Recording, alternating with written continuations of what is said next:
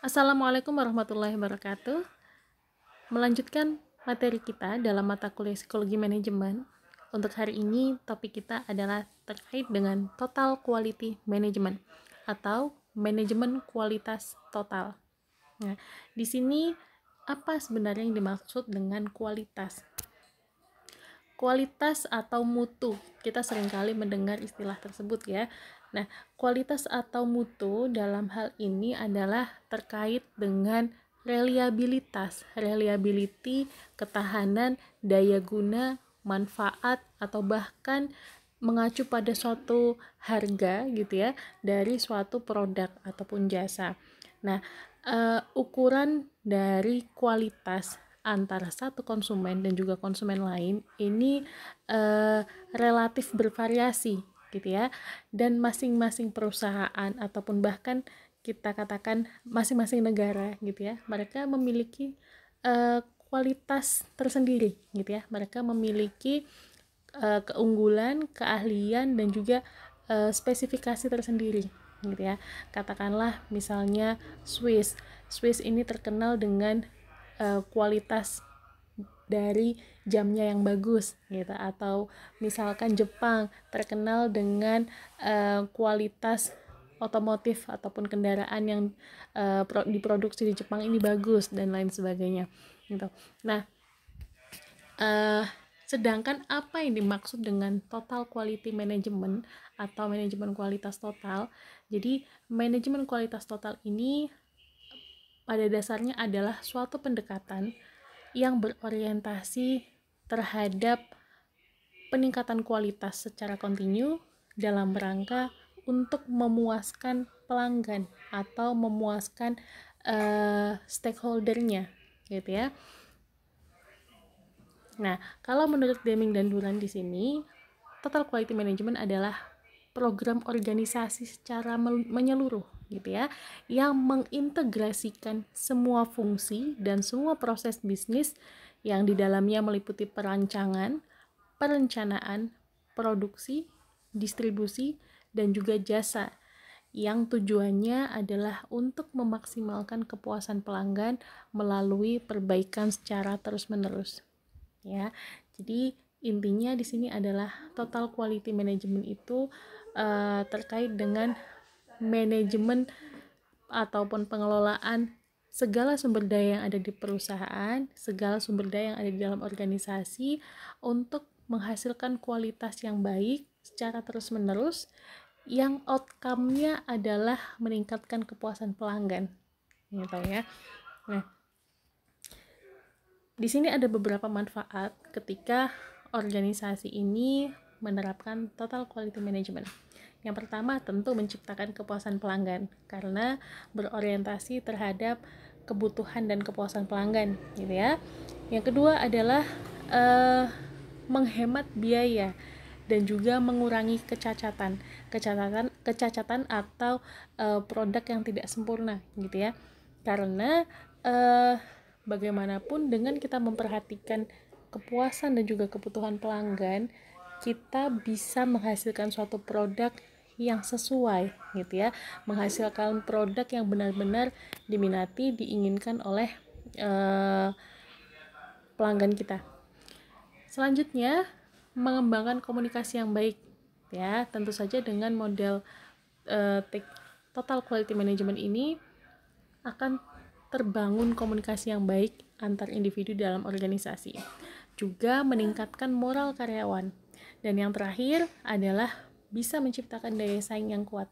Artinya karena perusahaan ini sudah memiliki kualitas yang baik, kualitas yang bisa diakui dan juga bisa diterima oleh konsumennya gitu ya, sehingga bisa menjadi value gitu ya, bisa menjadi value bagi perusahaan sehingga dia mampu bersaing dengan perusahaan-perusahaan lainnya. Nah, selanjutnya di sini ada beberapa elemen penting dari total quality management. Yang pertama adalah fokus pada pelanggan. Yang kedua, komunikasi di dalamnya. Ya, jadi di dalam penerapan total quality management ini komunikasi menjadi satu hal yang sangat-sangat penting untuk diperhatikan. Yang ketiga adalah keterlibatan karyawan secara utuh, ya, partisipasi dari karyawan, partisipasi dari semua lini di dalam perusahaan. Yang keempat adalah peningkatan berkesinambungan, ya, karena untuk menghasilkan suatu produk yang berkualitas bukan hanya pada satu fase, bukan hanya pada satu titik, tetapi harus berkesinambungan, berkelanjutan. Karena bagaimanapun kebutuhan konsumen ini juga bisa terus berubah, gitu ya. Dunia berubah sangat cepat, kebutuhan konsumen, kebutuhan pelanggan pun juga terus berubah, gitu. Sehingga tetap perlu peningkatan yang berkesinambungan. Yang kelima adalah integrated system atau sistem yang saling terintegrasi. Artinya satu divisi dengan divisi lain tidak bisa bekerja sendiri, tetapi saling terintegrasi, saling bekerja sama. Yang keenam adalah pendekatan strategis dan sistematik. Nah, ini juga perlu langkah-langkah strategis untuk mencapai total quality management. Nah, selanjutnya adalah focus on process. Nah, artinya di sini adalah dalam penerapan total quality management, proses ini menjadi satu hal yang penting, bukan hanya sekedar berorientasi terhadap hasil, tetapi juga prosesnya ini turut diperhatikan di sini, gitu ya. Selanjutnya kedelapan adalah keputusan yang dibuat di dalam manajemen juga harus didasarkan pada fakta, pada data. Nah, selanjutnya di sini prinsip total quality management ini juga bisa diterapkan untuk merancang sistem penilaian kinerja. Yang mana di sini dalam model penerapan total quality management ini, manajer bukan hanya sekedar menilai bawahannya saja, tetapi manajer juga diminta untuk menyediakan diskusi terbuka antara atasan dan bawahan. Nah, di sini ada 6 elemen yang 6 karakteristik sistem penilaian yang mengacu pada total quality management. Menggunakan cara yang objektif, penentuan performance itu juga merupakan hasil dari motivasi karyawannya kah, ataukah karena pelatihan yang kurang memadai, atau karena faktor-faktor di luar kendali pegawai, misalnya seperti kurangnya supervisi gitu. Jadi kita perlu melihat apakah memang karyawan yang performanya kurang baik itu disebabkan karena motivasinya sendiri ataukah karena kurangnya fasilitasi dari perusahaan. Yang ketiga adalah prinsip 360 derajat feedback atau penilaian 360 derajat, yang mana karyawan di sini tidak hanya dinilai satu arah dari atasan saja, tetapi juga dari bawahan, dari mitra, dari rekan sejawat. Yang keempat, contoh tindakan baik secara memadai, iklim konstruktif, dan juga kerjasama yang baik. Ini juga diperlukan. Yang keenam adalah analisis mendalam mengenai kebutuhan pokok dari konsumen internal dan eksternal organisasi, serta harapannya yang dikaitkan dengan standar penilaian organisasi. Nah, ini ada 5 prinsip total quality management saat kita menerapkannya dalam proses penilaian kinerja. Yang pertama, ketergantungan inspeksi untuk mencapai kualitas, perbaikan secara kontinu atau terus-menerus, on the job training secara ekstensif, menghilangkan ketakutan, dan juga menghilangkan hambatan antar departemen. Nah, untuk menerapkan total quality management tidak semudah itu gitu ya, tetap ada tantangannya. Nah, karena yang namanya melakukan perubahan, changing within the organization, merubah pola yang ada di dalam organisasi, melakukan perubahan dan pengembangan, ini tentu ada tantangannya gitu ya. Karena bagaimanapun perubahan budaya dan juga perubahan sikap baru menuju sesuatu yang lebih baik gitu ya, harus didukung oleh semua pihak, bukan hanya oleh sekelompok individu saja, tetapi oleh semua lini yang ada di dalam organisasi ya. Nah, hal utama yang perlu diperhatikan adalah misinya itu jelas dan misinya ini dapat dicapai, ya. Misinya jelas dan juga dapat dicapai. Ketika misinya itu sudah jelas dan juga langkah-langkah strategik untuk pencapaian misi tersebut sudah disusun secara jelas, ini akan menjadi lebih mudah, gitu ya. Karena ketika kita ingin menginternalisasikan suatu nilai kepada orang lain, dalam hal ini kepada seluruh anggota di dalam perusahaan ataupun organisasi, kita harus tahu dulu nilai core value-nya apa sih sebenarnya, misi yang ingin dicapai itu apa, gitu. Dan apakah misi itu rasional atau tidak sih, bisa dicapai ataukah terlalu jauh, gitu ya. Nah, karena misi tersebut ini akan mengkomunikasikan filosofi kepada para karyawan dan memungkinkan mereka untuk melihat tujuan nyata ke depan, mengambil langkah menuju manajemen kualitas yang baik melalui manajemen total quality management, gitu ya. Jadi yang pertama adalah misinya harus jelas dan dapat dicapai, sehingga kita bisa mengkomunikasikan nilai-nilai dan filosofi baru tersebut kepada masyarakat, kepada karyawan, gitu ya, untuk bersama-sama mengambil langkah ke depan, bersama-sama berpartisipasi, gitu. Nah, untuk membuat total quality management ini bisa diterapkan, ada dua hal utama yang sangat penting. Yang pertama adalah leadership, ya. Yang kedua adalah komitmen. Yang pertama kita akan bahas dulu terkait dengan leadership atau kepemimpinan. Ya.